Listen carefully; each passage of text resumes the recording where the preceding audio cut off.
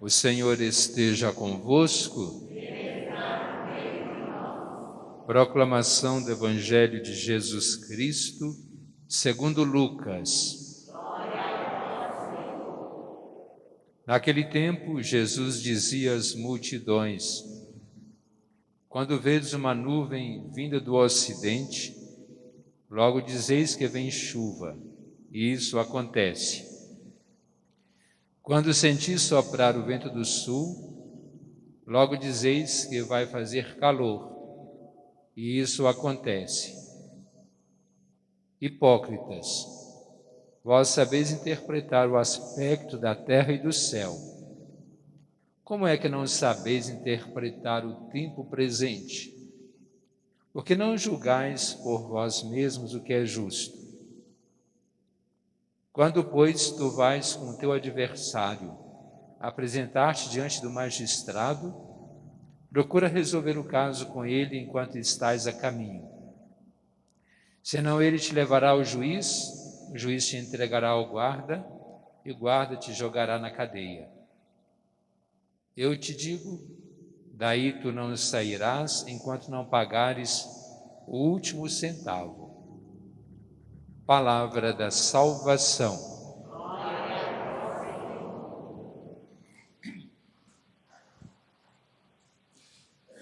Hoje nós celebramos o dia de São João Paulo II, Papa da nossa época. Certamente quase todos nós tivemos uma grande lembrança, se não todos, né? Uma grande lembrança da sua vida, quando ele passou no nosso meio como chefe supremo da Igreja, sucessor de Pedro, que durante 28 anos governou como Papa. É a palavra de Cristo a Pedro: tu és Pedro, e sobre esta pedra edificaria a minha igreja. Eu não gosto de fazer comparações, que esse Papa é melhor que o outro, aquele é melhor que este, porque nós devemos viver com o que nós temos. E hoje nós temos um grande Papa, que é o Papa Francisco. Mas ninguém duvida da grandeza do Papa João Paulo II, ele que sucedeu assim séculos de, poderia dizer, uma hegemonia quase, se puder falar em termos de hierarquia, é o poder dos papas italianos. Então, depois de muitos séculos, ele veio da Polônia para governar a igreja. Para nós, na época, me lembro da sua eleição, que sucedeu ao Papa João Paulo I, que agora está num processo de beatificação e já foi reconhecido o milagre. Veja que nós temos essa série dos últimos papas, João XXIII, Paulo VI, agora João Paulo I para ser beatificado e canonizado, esse processo todo, e João Paulo II como santificados, canonizados. E nessa substituição, essa sucessão, ele trouxe uma grande transformação para a igreja no mundo, dentro ainda do espírito do Concílio Vaticano II. Ele que fez um grande bem, sofreu um atentado, quase morreu, está na Praça de São Pedro, num dia 13 de maio, e depois foi até a sua última força, como ele foi confiado na eleição, governando a igreja. Seus exemplos muito nos arrastaram. Me lembro a primeira vez que veio ao Brasil, quando multidões iam ao seu encontro. E quantas cidades o receberam, uma grande viagem que ele passou pelo Brasil. Depois veio mais uma vez ou duas.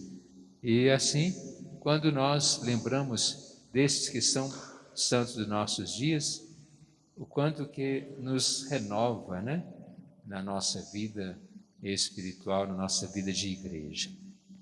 Na primeira leitura de hoje, nós vimos São Paulo falando sobre o pecado, já que ele vem falando dias anteriores, e hoje ele fala uma coisa assim muito interessante.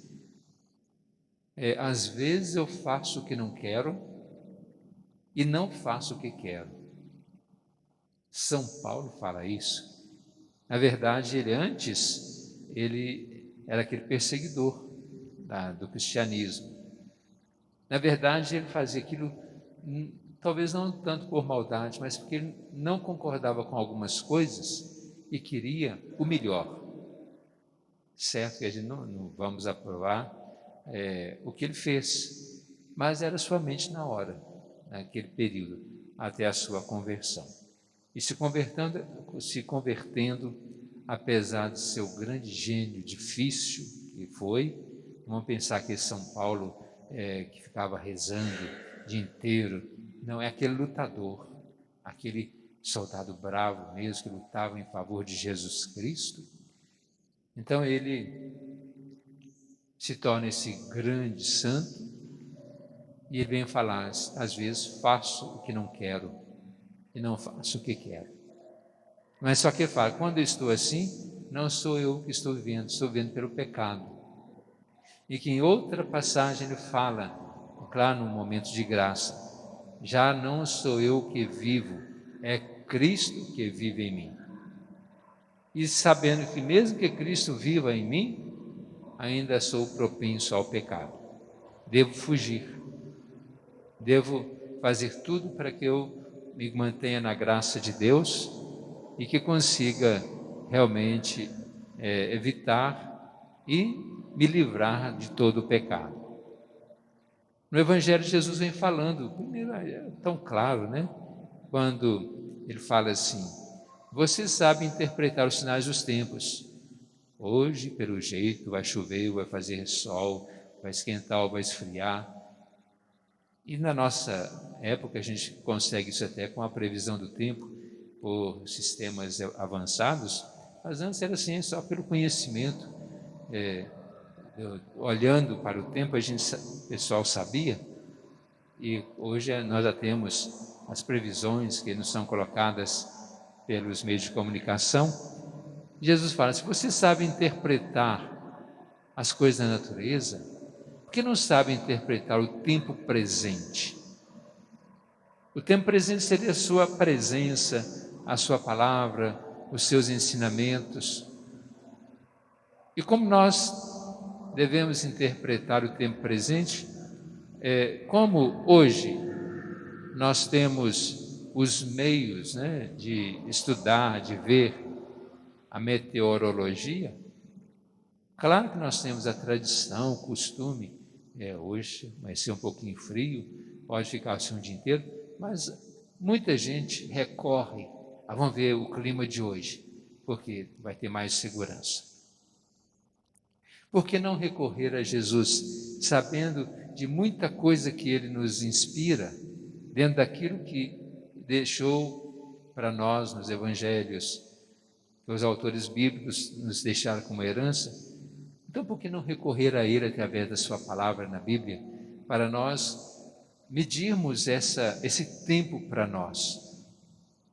Se Jesus fala da espera, nós precisamos estar com o coração também voltados para Ele. E aí ele vem falando até da reconciliação. Se São Paulo fala do pecado, e que quando faz o que não quer e não faz o que quer, é o pecado que está vivendo, ele está vivendo o pecado, Jesus fala até da nossa reconciliação, porque quando nós não estamos bem com o outro, nós tomamos prejuízo. Se você tem uma pendência com alguém, procure resolver, porque às vezes a gente é levado ao juiz, e nesse juiz, nós vamos passar pelo juízo, né? E às vezes a gente vai perder. E quando nós conversamos, quando nós reconciliamos, quando nós perdoamos, aquilo fica resolvido. Eu acho que todos nós, ou grande parte, todos já passamos por isso. Você já emprestou dinheiro para alguém, para você que não paga? O que essa pessoa faz quando encontra você na rua? Um dos recursos é virar cara, mudar do lado de rua. Por que eu não pago? Talvez um valor insignificante para poder encarar você, encontrar, conversar. Veja a diferença, quando a pessoa paga, continua amigo, ó, fulano me pagou, que bom, é de confiança. Quando não paga, além da pessoa não pagar, ainda foge, vai ficar sofrendo o resto da vida. Então, quando nós não pagamos pelos nossos erros, pelos nossos pecados, a gente vai ficar com vergonha de encarar os outros, quando a gente tem uma consciência de que deve fazer. Talvez a consciência não é tão boa que a gente continua não pagando. Eu tenho que pagar, tenho que pagar, tenho que pagar, mas não vou pagar. Então a gente foge. E quando estou no pecado, sobretudo quando eu fiz alguma coisa contra alguém, quantos que a gente considera amigos, entre aspas, que fogem de nós porque nós maltratamos e não vamos lá pedir perdão? É bom a gente pensar nisso, porque isso não acontece não só com os outros, não. Acontece com você, com você, com você, comigo. Se a gente não fizer o bem que a gente quer e não evitar o mal que a gente não quer, isso vai nos marcar para sempre. Vamos fazer isso? Se a gente não tentou, vamos fazer experiência, e não só experiência, vamos fazer mesmo dando o primeiro passo, e a gente tem certeza que as coisas vão mudar muito favoravelmente a nós. Vamos fazer a nossa prece pedindo a Deus essa abertura de coração para nós podermos viver bem, praticar bem Sua palavra.